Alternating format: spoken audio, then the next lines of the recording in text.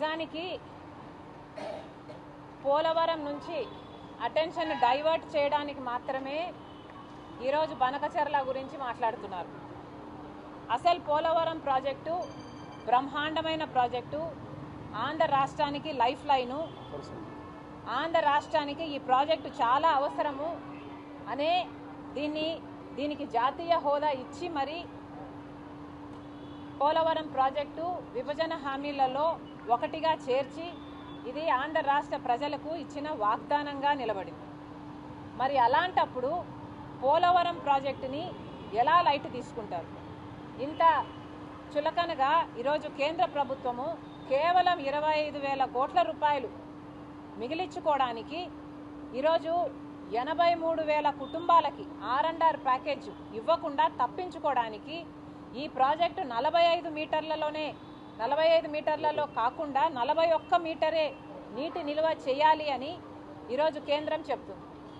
ఒరిజినల్గా 2019లోనేమో దీని రివిజన్ జరిగినప్పుడు పోలవరం పూర్తి చేయడానికి 50,000 కోట్ల రూపాయలు అవుతుంది అనుకుంటే దానికి కేంద్రం మేము మొత్తం 50,000 కోట్ల రూపాయలు ఇయ్యము, దీని ప్రాజెక్టుని 41 మీటర్లకే కుదిస్తున్నాము అని చెప్పి పార్లమెంటులో సైతం నిర్మలా సీతారామన్ ఫైనాన్స్ మినిస్టర్ సైతం 41 మీటర్లకే ఇది కుదిస్తున్నాము, దానికి సంబంధించి మాత్రమే ఇప్పుడు డబ్బు విడుదల చేస్తున్నాము అంటే కనీసం ఒక్క ఎంపీ అయినా, ఏ పార్టీకి చెందిన ఒక్క ఎంపీ అయినా, ఆంధ్ర రాష్ట్రానికి చెందిన 25 మంది లోక్సభ ఎంపీలైనా లేక రాజ్యసభ ఎంపీలైనా ఏ పార్టీ వాళ్ళైనా ఒక్కరైనా నోరెత్తారా?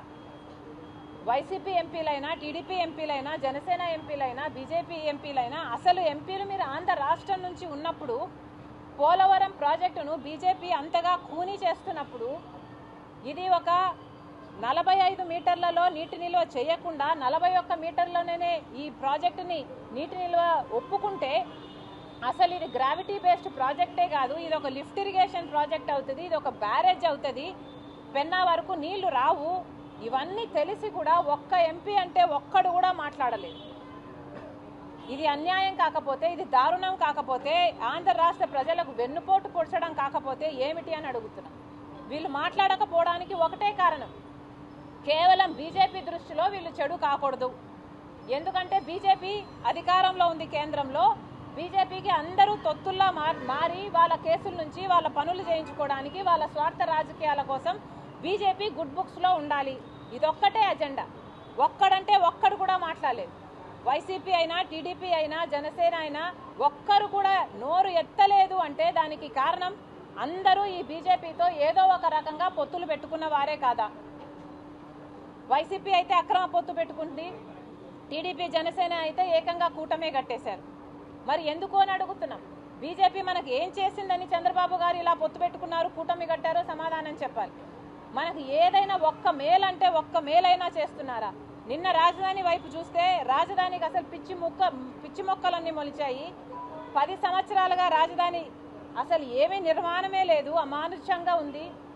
ఇప్పటికీ కూడా అప్పులు ఇస్తున్నారు రాజధానికి.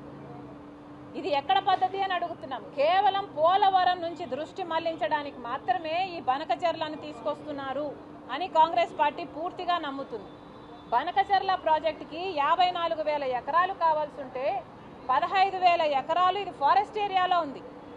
మరి ఫారెస్ట్ ఏరియాలో ఉన్న ప్రాజెక్టుకి పర్మిషన్లు రాకుండా మీరు ఎలా ప్రాజెక్టు మొదలు పెట్టాలనుకుంటున్నారు? అసలు బనకచెర్ల ప్రాజెక్టు 80,000 కోట్లు కాస్ట్ అయ్యే ప్రాజెక్ట్ అని అంటున్నారు. మరి అంత డబ్బు ఎక్కడి నుంచి తెస్తాడు చంద్రబాబు గారు? ముందు పర్మిషన్లు అని తిరుగుతున్నారే, ఈ పర్మిషన్లతో పాటు 80,000 కోట్ల రూపాయలు ఎక్కడి నుంచి తెస్తారో, లేక కేంద్రమే 80,000 కోట్లు ఇస్తుందో, ఇది పార్లమెంటులో వాళ్ళు అష్యూరెన్స్ ఇచ్చిన తర్వాతనే చంద్రబాబు గారు బనకచెర్ల గురించి మాట్లాడాలని కాంగ్రెస్ పార్టీ డిమాండ్ చేస్తుంది. మొత్తానికి బనకచెర్ల ప్రాజెక్టు కంటే కూడా పోలవరం ప్రాజెక్టుకు వీళ్ళు కట్ చేయాలనుకుంటున్న 25,000 కోట్ల రూపాయలు ఇచ్చి జలయజ్ఞంలోని హంద్రీనివా ఇలాంటి ప్రాజెక్టులు, మిగిలిన ప్రాజెక్టులన్నీ పూర్తి చేస్తే సగంలోనే అయిపోతుంది. 80,000 కోట్లు అవసరం లేదు. జలయజ్ఞంలో బ్యాలెన్స్ ప్రాజెక్టులు, పోలవరం ప్రాజెక్టు పూర్తి చేసుకుంటే బనకచెర్ల ఇచ్చే నీళ్ల కంటే ఇంకా ఎక్కువ నీళ్లు, ఇంకా ఎక్కువ సస్యశ్యామలం అవుతుంది మన రాష్ట్రం. అవన్నీ పక్కన పెడతారట, ఇప్పుడు బనకచెర్లను ఎత్తికేసుకుంటారట. అసలు దీనికి డబ్బులు ఎక్కడున్నాయి? దేనికైనా డబ్బులు ఎక్కడున్నాయి? పోలవరం ప్రాజెక్ట్ అన్నది జాతీయ ప్రాజెక్ట్, రాజధాని అన్నది మనకు కట్టివ్వాలి, డబ్బులు ఇవ్వాలి, ఫ్రీగా ఇవ్వాలి అన్నది మన ఒప్పందం, మన హామీ. అలాంటప్పుడు అవన్నీ మర్చిపోయి ఇప్పుడు కొత్తగా బనకచెర్ల అని అంటున్నారే. అసలు మనకు హక్కులు అయిన పోలవరము రాజధానికే మనం డబ్బులు తెచ్చుకోలేకపోతే బనకచెర్లకి ఎలా డబ్బులు తెచ్చుకుంటాం? చంద్రబాబు గారు సమాధానం చెప్పాలి.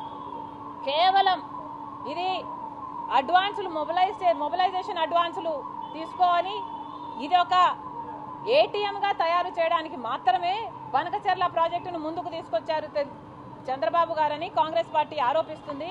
ముందు పోలవరం కథ తేల్చండి, జలయజ్ఞంలోని బ్యాలెన్స్ ప్రాజెక్టుల కథ తేల్చండి. అవన్నీ మాట్లాడిన తర్వాత బనకచెర్లకు అన్ని పర్మిషన్లు వచ్చాక డబ్బులు కూడా అష్యూరెన్స్ పార్లమెంట్లో ఇచ్చిన తర్వాతనే బనకచెర్ల గురించి ఆలోచన చేయాలని కాంగ్రెస్ పార్టీ స్పష్టంగా చెప్తుంది.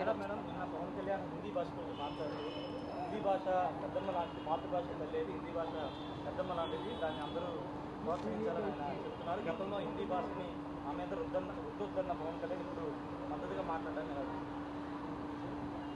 పవన్ కళ్యాణ్ గారు జనసేనలో ఉన్నారో మరి బీజేపీ పార్టీలో ఉన్నారో మరి మాకైతే అర్థం కావటం లేదు. జనం కూడా కన్ఫ్యూజన్లోనే ఉన్నట్టున్నారు. Thank you guys, thank you.